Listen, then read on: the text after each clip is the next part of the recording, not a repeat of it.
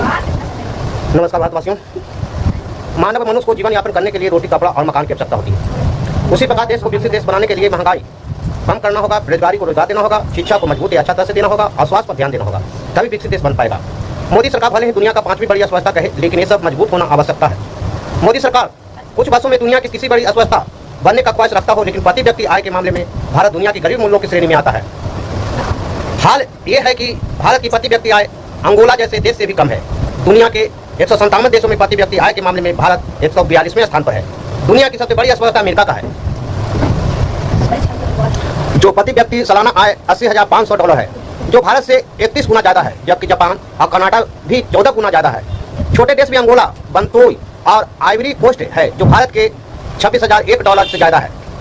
भारत चीन को अपना प्रतिबंधी मानता है, उसका भी प्रति व्यक्ति आय भारत से 6 गुना। को ग्लोबल लीडर कहे जाने पर आईटी कंपनी के संस्थापक AR नारायण मूर्ति ने कहा है, मैन्युफैक्चरिंग रिंग के क्षेत्र में चीन के संस्थापक प्रतिस्पर्धा करने की भारत की क्षमता पर सवाल उठाया है। उन्होंने कहा कि चीन की GDP भारत से 6 गुना है। ऐसे में भारत के लिए मैन्युफैक्चरिंग हब जैसे शब्दों का इस्तेमाल करना एक दुस्साहस शब्दों है। देश में मैन्युफैक्चरिंग के क्षेत्र में विकास के लिए सरकार की भागीदारी और सार्वजनिक प्रशासन में सुधार लाना जरूरी है। भड़कम शब्दों का इस्तेमाल करने पर आगाह करते हुए उन्होंने कहा कि चीन पहले ही दुनिया की फैक्ट्री बन चुका है। दुनिया के सुपर मार्केट और घरों में लगभग 90% चीन में निर्मित वस्तुओं का इस्तेमाल हो रहा है। ऐसे में यह कहना हमारे लिए बहुत ही दुस्साहस है कि भारत मैन्युफैक्चरिंग क्षेत्र में ग्लोबल लीडर बन जाएगा। GDP वह महत्वपूर्ण चुनौती है जिसे भारत को पाटने की जरूरत है। नारायण मूर्ति ने कहा कि विकसित देश बनाने के लिए निर्यात पर फलता फूलता है, वही मैन्युफैक्चरिंग के क्षेत्र में घरेलू योगदान और सरकारी समर्थनों पर बहुत अधिक निर्भर करता है। विकसित देश बनाने के लिए सरकारी समर्थन पर अधिक निर्भर करता है, लेकिन दुर्भाग्य से भारत जैसे देश में सार्वजनिक प्रशासन में प्रतिक्रिया समय, शिक्षा, जवाबदेही, बेरोजगारी, महंगाई, पारदर्शिता और असमानता अभी भी है। इसे सुधारने की जरूरत है।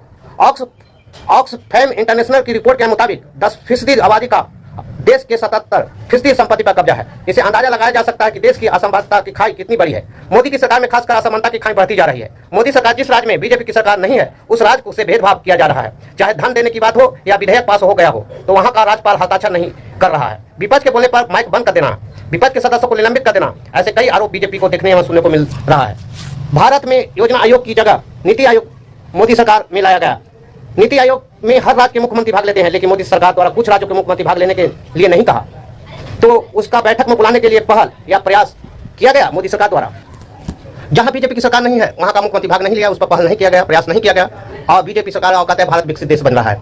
योजना आयोग जो 5 वर्षों के लिए बनता था, लेकिन नीति आयोग लॉन्ग टर्म के लिए बनता है, शॉर्ट टर्म के लिए नहीं बनता है। लेकिन योजना आयोग जो था वह शॉर्ट टर्म के लिए बनता था, 5 वर्ष के लिए बनता था। लेकिन मोदी सरकार में ये सब पर पहल नहीं किया गया कि सभी से सहमति लिया जाए, पहल नहीं किया गया। जो नहीं आया उसको छोड़ दिया गया। लेकिन विरोधियों ने जो नहीं आया उसमें ममता बनर्जी एक उपस्थिति हुए, फिर भी उसने माइक बंद कर दिया। वो नाराज होकर बैठक से बाहर, नीति आयोग की बैठक से बाहर चली आई और कहा कि मेरा माइक बंद कर दिया। वह पक्ष के सरकार में जो राज्य के मुख्यमंत्री थे उनका 15 से 20 मिनट का समय दिया, लेकिन का 5 मिनट भी बोला नहीं दिया गया। ये आक्षेप ममता बनर्जी ने लगाया। तो देश को विकसित बनाने की जो चाहत है वह कैसे पूरा होगा। लेकिन फिर भी कहते हैं मोदी सरकार कि हमको हर राज्य की सहयोग चाहिए और तब विकसित राज्य बन सकता है। लेकिन सपना ये कैसे पूरा होगा? इसलिए कि CBID का प्रयोग करके अपना सरकार स्थापित हर राज्य में करना चाहते हैं। पैसा इतना बुलटा रहे हैं कि हद से ज्यादा। लेकिन विकसित राज्य के सपना, महंगाई, बेरोजगारी, स्वास्थ्य सभी में महामारी फैला हुआ है। भारत में बेरोजगारी इतना बढ़ गया है कि हद से ज्यादा बढ़ गया है, शिक्षा इतना बढ़ गया कि हद से ज्यादा बढ़ गया है। लेकिन यह सरकार बजट में आपने कहा कि यह कंपनियों पर थोप दिया कि कंपनियां नौकरी देगा। लेकिन बताते हैं कि भारत को विकसित बनाने में सरकार की अहम भूमिका होती है, सरकार को अहम भूमिका होती है। इसमें सरकार अहम भूमिका नहीं निभा रहे हैं, इच्छा नहीं ले रहे हैं। अब कह रहे हैं कि भारत विकसित देश बन रहा है। लेकिन हम बताते हैं अर्थव्यवस्था की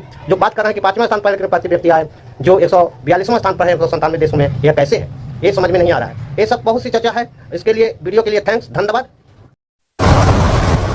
कुछ राज्यों के मुख्यमंत्री जो ने भाग नहीं लिया वो राज्य है कि मुख्यमंत्री केरल, तमिलनाडु, कर्नाटक, दिल्ली, पंजाब, पुडुचेरी और झारखंड है जो विपक्ष में है। लेकिन इनके सहयोगी दल हैं जो पुडुचेरी और नीतीश कुमार बिहार के मुख्यमंत्री भी भाग न लिए। पश्चिम बंगाल के जो ममता बनर्जी ने नीति आयोग की बैठक में भी सम्मिलित हुए, तो वह बीच ही बैठक में नीति आयोग की बैठक से बाहर निकल आए और वह आरोप लगाए कि उनका माइक ऑफ कर दिया गया और मेरा समय 5 मिनट से दिया गया, लेकिन 5 मिनट से कम ही समय में माइक ऑफ कर दिया गया। जो अन्य उनके सहयोगी या बीजेपी की जो सरकार के मुख्यमंत्री हैं उनको 15 से 20 मिनट का समय बोलने का दिया गया, मेरा नहीं दिया गया। लेकिन ये सच्चाई कितनी है ये तो पता नहीं। लेकिन इसको बैठक के सार्वजनिक करना चाहिए कि यह सही है या गलत, और तब पता चल जाएगा कि मुख्यमंत्री ममता बनर्जी ने सही कहा है या गलत। और ममता बनर्जी के भतीजा शेख बनर्जी ने बना ही आरोप लगा चुके हैं कि जब से बीजेपी पश्चिम बंगाल में हारे हैं तो वह मनरेगा आवास योजना का पैसा नहीं भेज रहे हैं, नहीं दे रहे हैं। वह 2021-22, 22-23, 23-24 नहीं दिया गया है। तो इस पर सरकार हल्ला करने लगे और उनके समर्थक, मोदी के समर्थक सांसद हल्ला करने लगे, दिया गया। लेकिन वो कहे कि व्हाइट पेपर सब कुछ गलत हो सकता है, हम गलत हो सकते हैं, आपको गलत होता है, लेकिन व्हाइट पेपर तो दिखाइए। देखिए क्या ममता बनर्जी की भतीजा ने क्या बोले हैं, सुनिए। आई वुड रादर से प्रभु राम आए तो न्याय आया। कुछ वक्त जरूर लगा लेकिन इंसाफ आया। मजदूर की जेब हो रही है खाली, बताओ कब यह हालत है सुधरने वाली। सभी टिप्पणी करेंगे वो सही हो सकता है, गलत हो सकता है, सर कागज तो झूठ नहीं कहता है। मैं बस इतना कह रहा हूं कि 2021 में आपने बंगाल में हारने के बाद आपने मनरेगा के लिए बंगाल में कितना पैसा दिया, और आवास योजना में 2021-22, 22-23, 23-24 फाइनेंशियल वर्ष में आपने अगर साबित कर दिया व्हाइट पेपर रिलीज करके कि 10 पैसा दिया है, 10 पैसा। सर देखिए मैं व्हाइट पेपर मांग रहा हूं, ये चिल्ला रहे हैं, अरे भैया व्हाइट पेपर दे दो, व्हाइट पेपर दे दो, कहानी खत्म।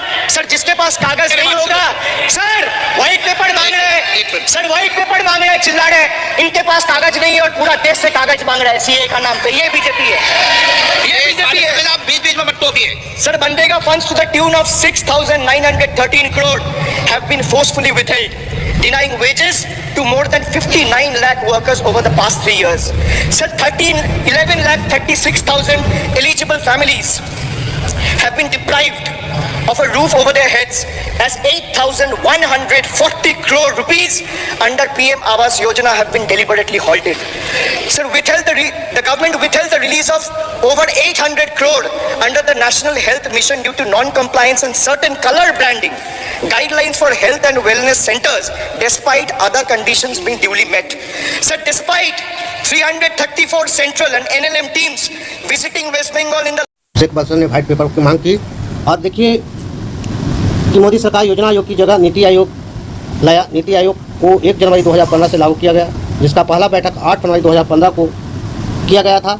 ये 9वीं बैठक है जो राष्ट्रपति भवन में 27 जुलाई 2024 को किया गया। राष्ट्रपति भवन में मोदी की अध्यक्षता में किया गया है। नीति आयोग लॉन्ग टर्म के लिए बनाया जाता था, जबकि योजना आयोग जो 5 साल के लिए बनाया जाता है।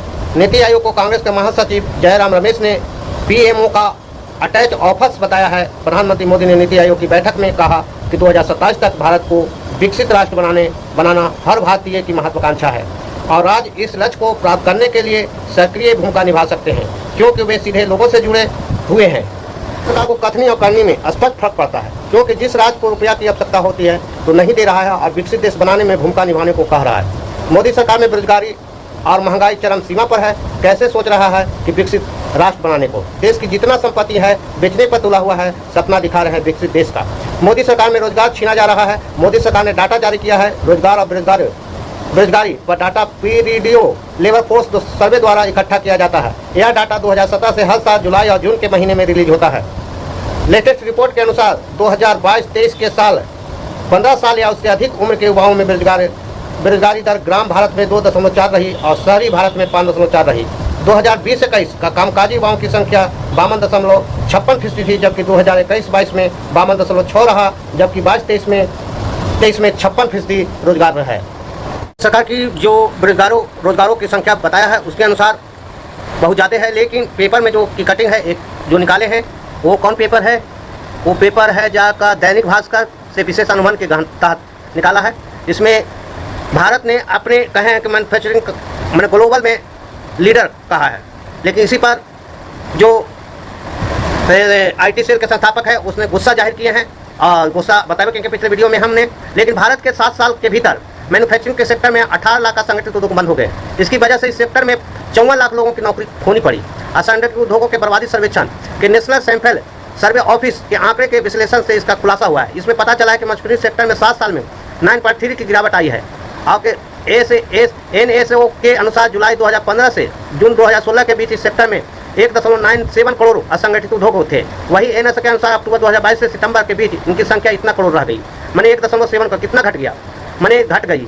इसका 2015-16 में जहां 3.6 करोड़ लोग काम कर रहे थे और 2022-23 में यह आंकड़ा 15% घटकर 3.06 करोड़ रह गया।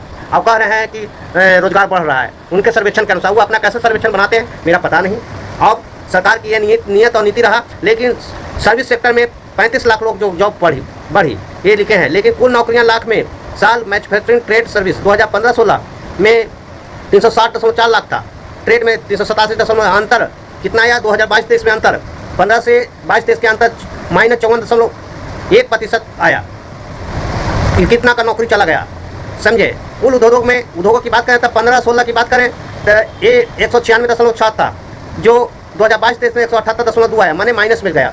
जुलाई तो ये सेक्टर मोदी की सरकार की है, कह रहा है कि रोजगार बढ़ रहा है, सब कुछ बढ़ रहा है, खे बेच रहे हैं, कह रहे हैं कि रोजगार बढ़ रहा है, विकसित राज्य बन रहा है।